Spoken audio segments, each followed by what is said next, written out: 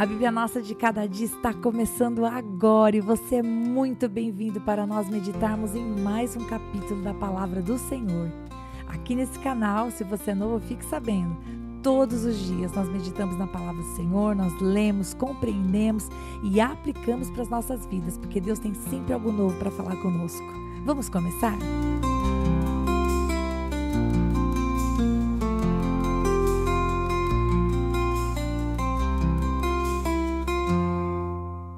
Hoje nós vamos meditar no capítulo 6 do livro de Gênesis e eu espero que você esteja muito bem. Estou feliz por você estar aqui. Capítulo 5, onde nós terminamos a nossa meditação ontem, nos fala a respeito da genealogia. Moisés vai apresentar para a gente desde a formação de Adão até o nascimento de Sem, Cã e Jafé, no versículo 32 do capítulo 5. E então no capítulo 6, Moisés começa a falar para a gente a respeito de como as pessoas estavam se comportando. E Moisés vai dizer para nós que o comportamento não era bom. O coração do homem havia se afastado de Deus de maneira completa. As obras deles eram más e o Senhor, que vê não apenas as obras, mas também o coração, ele vai dizer para nós nesse capítulo que toda a terra estava corrompida. Mas Moisés começa logo nos primeiros versículos falando a respeito de casamento. E ele vai dizer que os filhos de Deus, aqueles que tinham, vamos dizer assim, os princípios do Senhor, a gente acredita que seja a linhagem de Sete, ao verem as mulheres, as filhas dos homens, verem que elas eram bonitas, tomaram essas mulheres para si e escolheram as que mais lhe agradaram e nesses casamentos mistos, né, com os filhos, com a descendência de Caim, o coração deles se perverteu, porque Gênesis capítulo 6, verso 3 vai dizer assim: Então o Senhor disse, o meu espírito não agirá para sempre no ser humano, pois este é carnal, e os seus dias serão 120 anos. Então, por que o Senhor atestou isso? Os filhos de Deus, aqueles que temiam ao Senhor, que a gente acredita que veio da linhagem de Sete, que buscavam a face do Senhor, escolheram para si mulheres bonitas, mas que não tinham o coração em Deus. E isso fez com que o coração deles se desviasse. E você vai falar isso para mim, você pode pensar, Rita, mas baseado em que você afirma isso? Baseado no fato de que no versículo 5 do capítulo 6, o Senhor vai dizer, o Senhor viu que a maldade das pessoas havia se multiplicado na terra. Então, ao invés desses casamentos trazerem uma geração abençoada, não foi assim que aconteceu. Embora a gente tenha visto na geração de Sete, inclusive, nós vemos Enoque, que andou com Deus no podcast passado. Enoque foi o bisavô de Noé, ele andou com Deus, é verdade, só que todo o resto do povo, e lembre que a gente está falando de muitos anos vividos, às vezes na narrativa bíblica a gente pensa, nossa, tá só no capítulo 6 de Gênesis, acho que foi ali 2 semanas depois da criação. Não, né, gente? Quando nós estudamos o capítulo de ontem da genealogia, a gente aprendeu o quanto é importante prestar atenção em genealogia. É um monte de nome, é um monte de número, mas serve para fazer a gente pensar em termos de tempo. E foi isso que aconteceu, né? Quando a gente fala, poxa, Adão viveu 930 anos, Jared viveu 962. Uau, então estamos falando de uma passagem de tempo gigantesca. Portanto, o que aconteceu? Esses casamentos fizeram com que o coração desses homens, que é chamado na Bíblia de filhos de Deus, se afastassem do Senhor, porque a maldade se espalhou de maneira generalizada. E então o Senhor disse que o Espírito do Senhor não iria agir no ser humano para sempre, porque ele era carnal.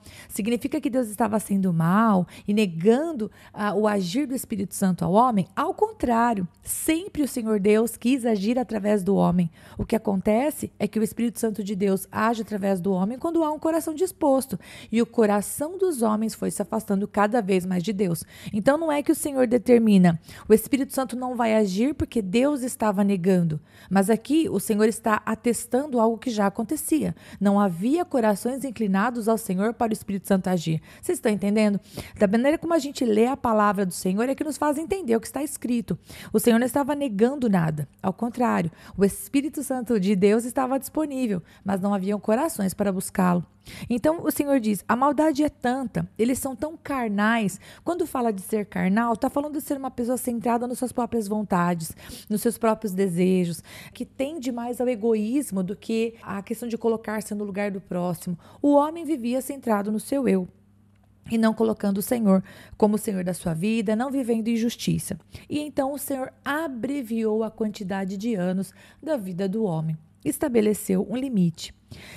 Muito bem, no versículo 4, Moisés ele vai acrescentar para nós uma informação.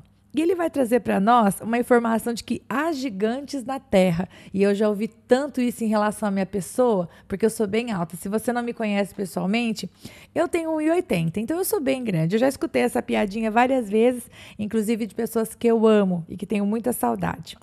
Muito bem, há gigantes na terra.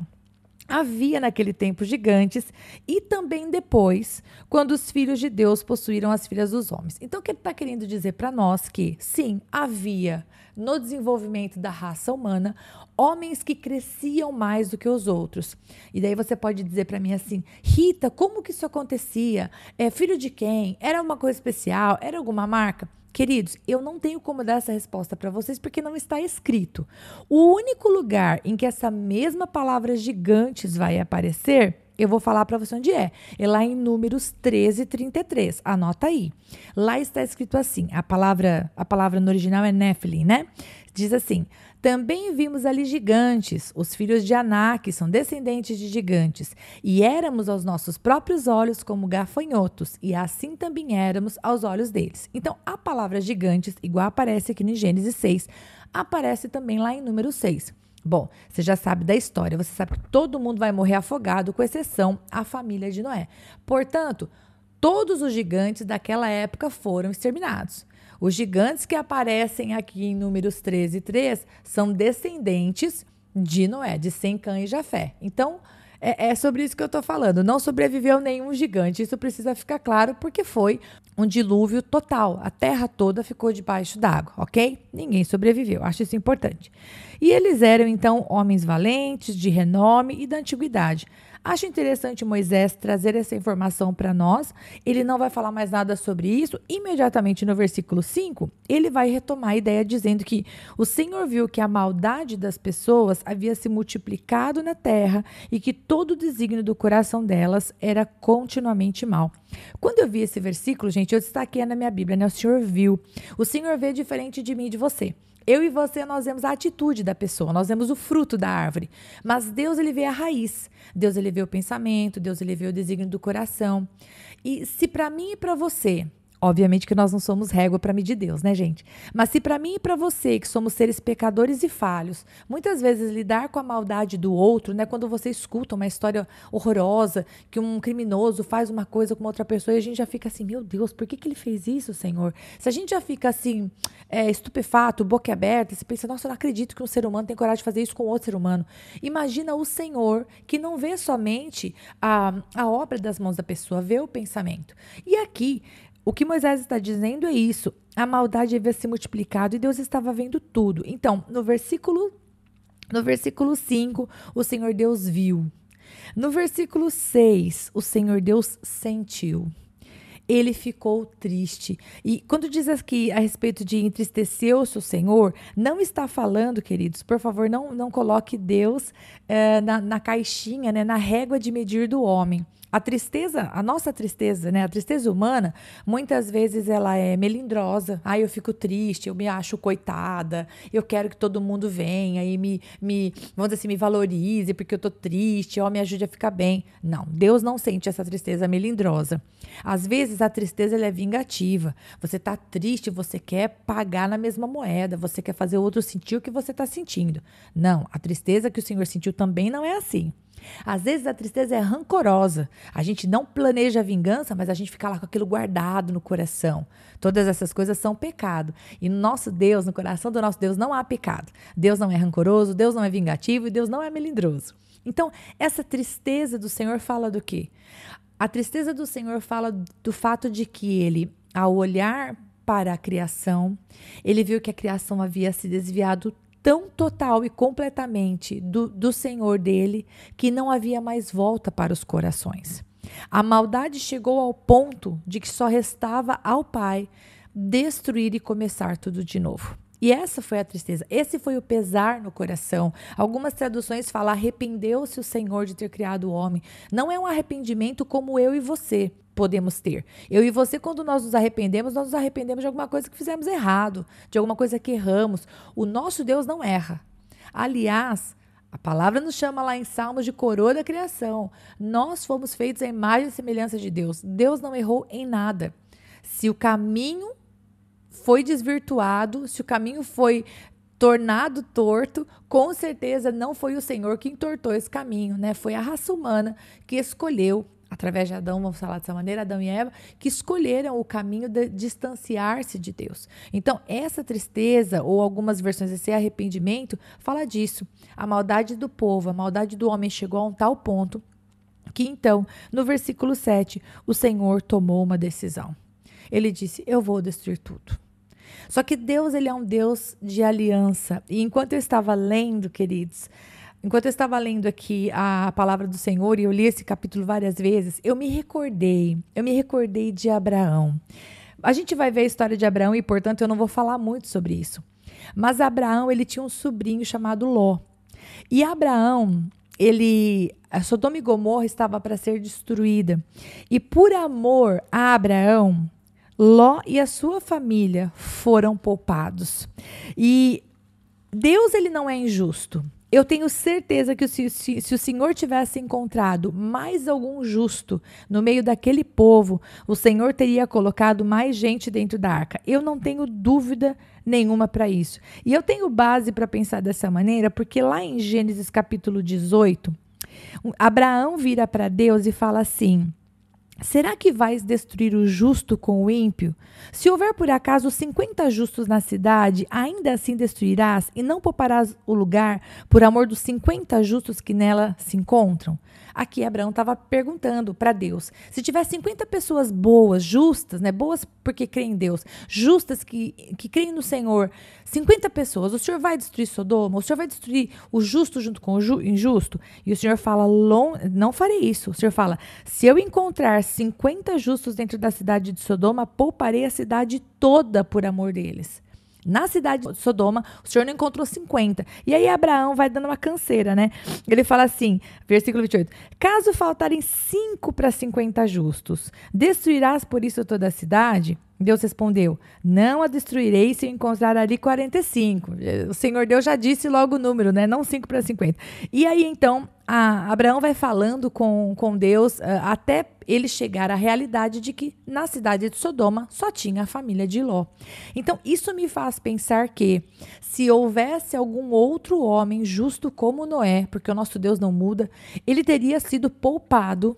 Ele teria sido poupado, assim como a família de Noé foi. Só que o Senhor Deus não encontrou outro justo. E aí, então, no versículo 8, nós vemos, Moisés vai dizer, porém Noé encontrou favor. Favor significa graça, gente. Favor não merecido, né? Ele encontrou graça, favor aos olhos do Senhor Deus. E a partir do versículo 9, então Moisés vai dizer para nós quem era Noé. Noé, ele era um homem justo, ou seja, ele tinha fé no Deus justo, no Deus verdadeiro, ele era íntegro, ou seja, buscava se desviar do mal, ele era correto, porém, ele era pecador, obviamente que era pecador, mas Noé andava com Deus, e aí está falando de relacionamento, ou seja, no meio daquela geração toda deturpada, toda complicada, toda cheia de pecado e maldade, Noé ainda conservava a sua vida, e o fato dele andar com Deus fez com que ele fosse escolhido por Deus para ter uma aliança e recomeçar. Eu acho interessante que o Senhor aqui não fala que Sem, Cã e Jafé também andavam com Deus. Aqui Moisés só vai dizer que Noé andava com Deus. E por causa do andar dele com Deus, a sua família, as suas noras, a sua esposa, todo mundo foi poupado. A terra estava corrompida, então no versículo 13 ele chama Noé e Deus fala diretamente com Noé e vai dizer, olha, eu resolvi acabar com todos os seres humanos porque a terra está cheia de violência por causa deles. Destruirei juntamente com a terra. E aí, a partir do versículo 14, ele começa a dar os detalhes. Então, ele iria construir uma arca, faria compartimentos, né? Seria algo bem grande, calefatado por dentro e por fora com betume, 130 metros, gente. Pensando que o côvado é 45 centímetros, 130 metros de comprimento, 22 metros de largura, 13 metros de altura. O Senhor vai explicar para ele como fazer a cobertura, a entrada de ar, falou da porta lateral, falou dos 3 andares e ainda deu para ele uma orientação. Versículo 7. Porque vou trazer um dilúvio de água sobre a terra para destruir todo ser em que há fôlego de vida debaixo dos céus. Tudo que há na terra será destruído. Eu fico imaginando Noé recebendo essa notícia e ele pensando, todo mundo que eu estou vendo, porque Deus não mente, e ele era uma pessoa que andava com Deus, então ele sabia quem era Deus, e ele escutando Deus dizer, eu vou acabar com tudo. Todo ser que respira, em todo que há fôlego de vida, vai ser destruído. E versículo 18, eis a boa notícia. Mas com você estabelecerei a minha aliança, e você entrará na arca, você e os seus filhos, a sua mulher e as mulheres de seus filhos. Não temos o nome das mulheres? Temos apenas o nome de Sem, Cã e Jafé. E aí, então, assim como o Senhor levou os animais diante de Adão para que Adão fosse dando nome para eles, Gênesis 2:19. Agora ele vai dizer para Noé que Noé deveria colocar um par de cada animal, né, das aves segundo as suas espécies, versículo 20, do gado segundo as suas espécies, de todo animal que rasteja, 2 de cada espécie virão a você. Então o Senhor ia conduzir esses animais até Noé e Noé iria acomodá-los. E eu estava vendo em uma das minhas bíblias de estudo, ele faz um cálculo dizendo que havia plena condição de carregar todos esses animais e acomodá-los. Eu me lembro quando eu era criança ou quando eu era mais jovem, eu lia essa história e pensava, mas será que cabia os animais mesmo? Mas e a comida? E a comida está onde? Porque comida é importante, né, gente? E comida e água. Observe que Deus deu as instruções para Noé, mas obviamente que Noé precisou contar ali com um pouco de fé, porque no versículo 21, o Senhor Deus fala assim, ó, leve com você todo tipo de comida e armazene-a com você. E isso será para alimento a você e a eles. Portanto, eles comiam. Eu já cheguei a ver, acho que uma ministração, uma palestra, falando que talvez os animais ficassem dormindo, dormissem mais, hibernassem. Enfim, se isso aconteceu, eu não sei. Como a palavra de Deus não conta pra gente, eu não vou especular. Mas uma coisa eu sei. No versículo 21 está dizendo que era necessário levar alimentos para os humanos, para os adultos, para as esposas, para os maridos e também para os animais. Portanto, eles comeram. Em algum momento comeram, em algum momento fizeram o número 2 e naquela arca Deus fez de uma maneira que tudo funcionasse. Eu realmente acredito nisso. Deus deu para Noé as instruções, disse que executaria juízo e o versículo 22 é lindo. Moisés termina dizendo, foi o que Noé fez. Conforme tudo que Deus lhe havia ordenado, assim ele fez. Fique imaginando a alegria do coração do pai em finalmente ter encontrado uma pessoa que era capaz de obedecê-lo à risca, sem desviar o seu coração da verdade e da vontade dele. E nós terminamos por aqui. Estamos prestes a ver o juízo da raça humana. Não o juízo de um Deus irado, inconsequente, raivoso, nervoso, mas o coração de um Deus que, diante da desobediência, do afastamento do homem, do coração do homem, não teve outra alternativa a não ser executar o juízo, porque se ele não recomeçasse, a própria civilização iria se destruir. A maldade era generalizada. Não teve outro coração que o Senhor encontrou, além do coração de Noé. Que Deus encontre nos nossos corações, em nome de Jesus, a fé em Cristo, que é o nosso selo, que é aquilo que nos justifica diante do Senhor. E que nós possamos todos os dias viver debaixo da bênção e não debaixo, muitas vezes, do jugo das más escolhas ou da ação do maligno, né, queridos? Como a gente viu o inimigo usando a serpente para falar da Eva e de toda a raça humana. É engraçado, estou pensando nisso agora. O capítulo 5, o capítulo 6, não fala da ação do maligno. Quando o Senhor fala a respeito da maldade, ele vai dizer que o coração dos homens era mau, que a sua maldade se multiplicou. Havia uma influência maligna? Com certeza havia. Com certeza o inimigo estava ao derredor. Depois que conseguiu tirar Adão e Eva do jardim, eu tenho certeza que ele não cruzou os braços. Mas a partir daqui, o que nós vemos é um relacionamento entre Deus e os homens, ou pior, né? É a falta do relacionamento entre Deus e os homens. E mesmo aqueles que vieram da linhagem de Sete, que em algum momento começaram a invocar o nome do Senhor, até mesmo esses, ao se casarem com as filhas dos homens, né, com as filhas de Caim, daquela geração que não buscava o Senhor Deus, eles se afastaram. Triste. Que Deus, em nome de Jesus, nos ajude para que o nosso coração não se afaste dele nunca. Deus te abençoe e até o próximo episódio, se Deus quiser.